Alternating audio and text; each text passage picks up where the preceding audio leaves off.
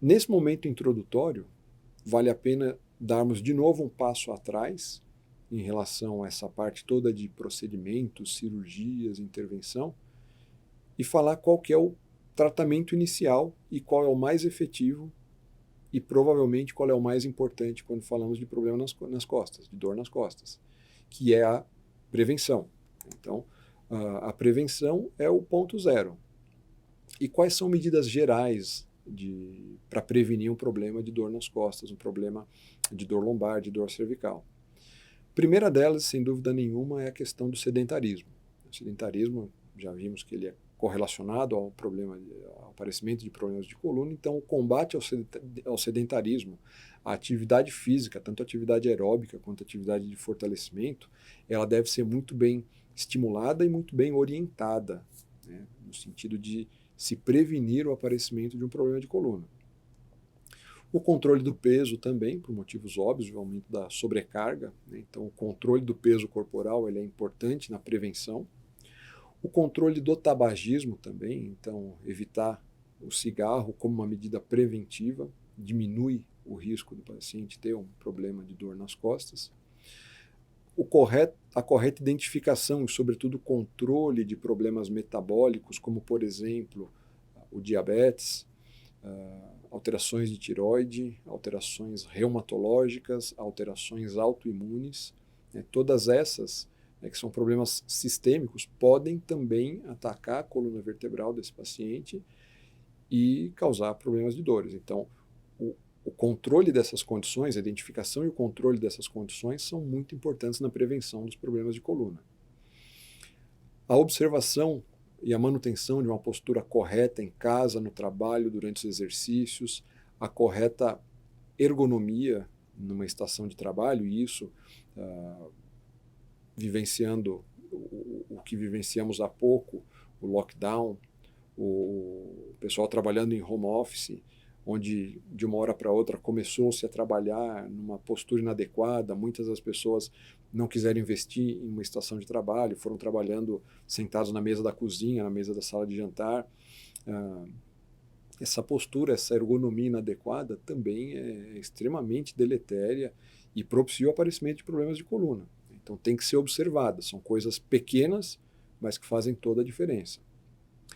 A questão do estresse, né? Combater o estresse, isso, claro, quando falamos isso para o paciente, eles dão risada, falam, conversa de médico, né? Claro, a gente vive numa sociedade estressante por si só, ainda mais no contexto de grandes cidades, né?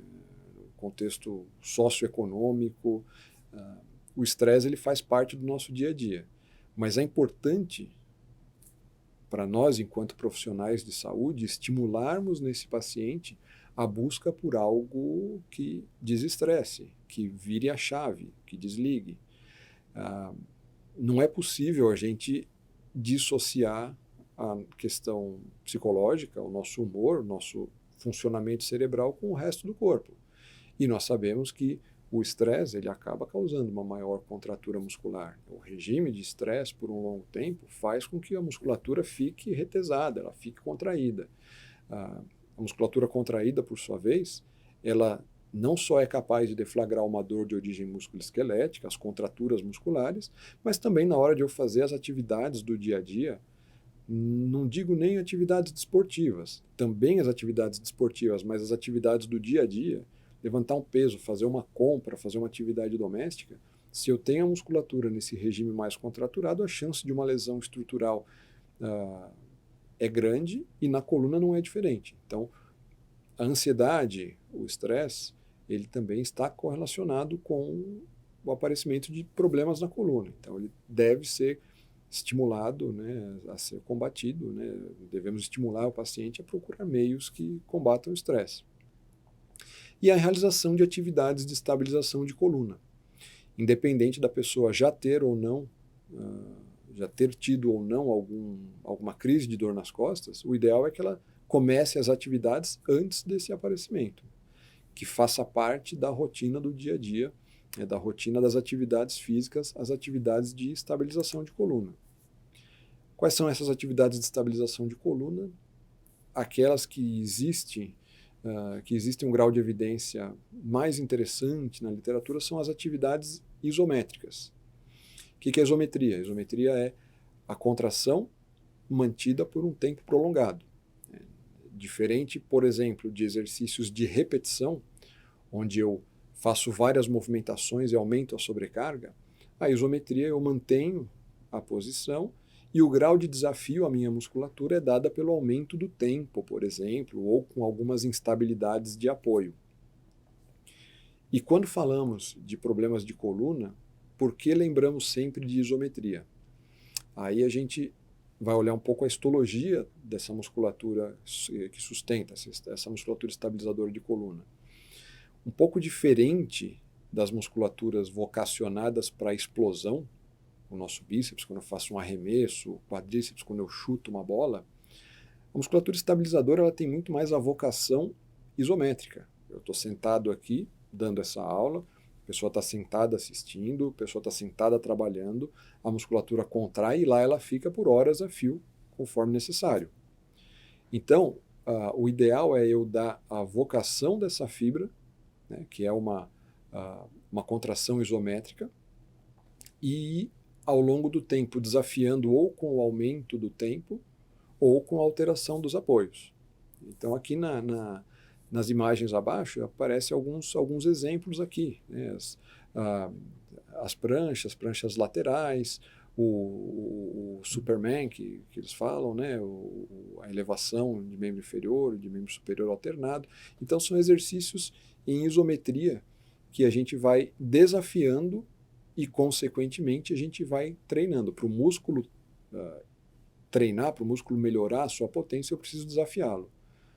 E dentro das modalidades possíveis de treinamento, a isometria para estabilização de coluna, sobretudo para quem já tem alguma dor, é extremamente bem indicada.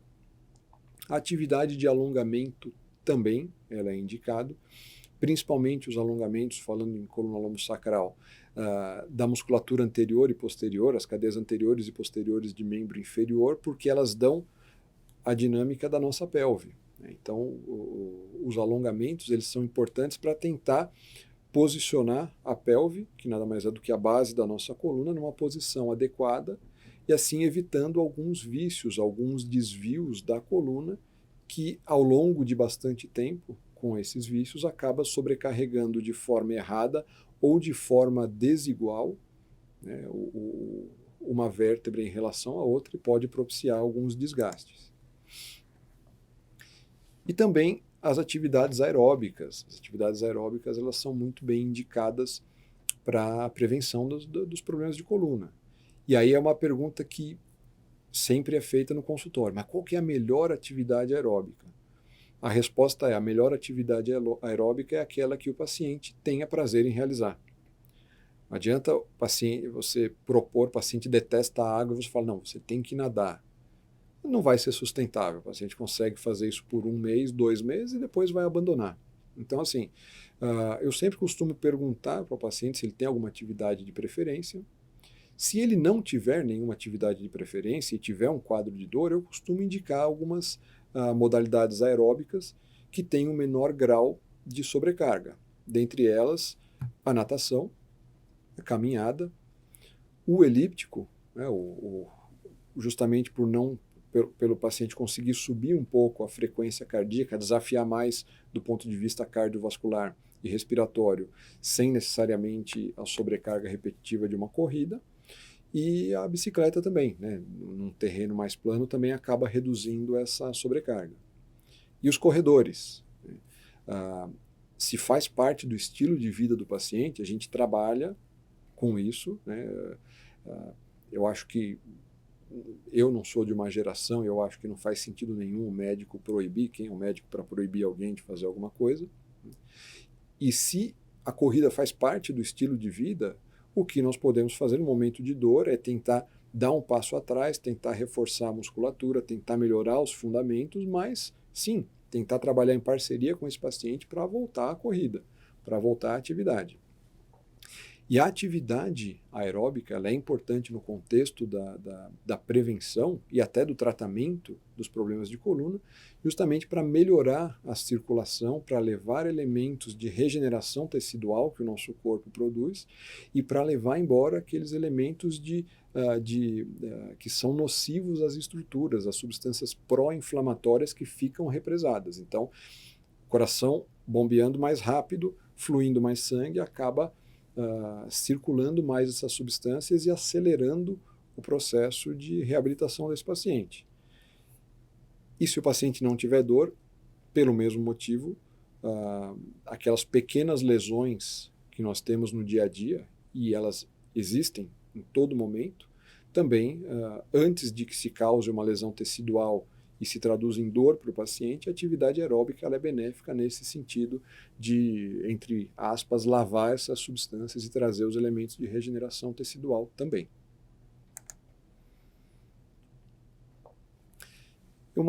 Algo que foi bastante emblemático no pós-pandemia são os programas domiciliares, né? Os programas domiciliares de atividade física, por exemplo. Isso foi até uma iniciativa minha. Quando veio a pandemia, a gente fechou a clínica, eu acabei gravando alguns vídeos de orientação, coisa bem básica mesmo, né, para pacientes que têm dor ou para pacientes que querem fazer alguma prevenção. E hoje em dia, com essas ferramentas de mídias sociais, a gente consegue ter uma abrangência muito gratificante.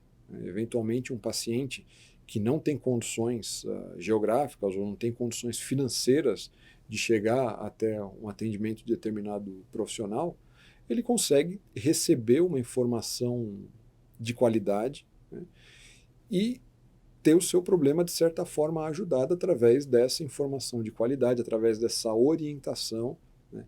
E isso teve um impulso muito grande com os lockdowns, né? Acabou desafiando muito os profissionais de saúde, né? Que muitos deles se reinventaram, acabaram entrando para esse rol virtual, e isso, sem dúvida nenhuma, acaba sendo positivo, lógico, desde que exista um racional para tal, desde que exista uma seriedade acadêmica, né? Isso acaba se revertendo em benefício para o próprio paciente.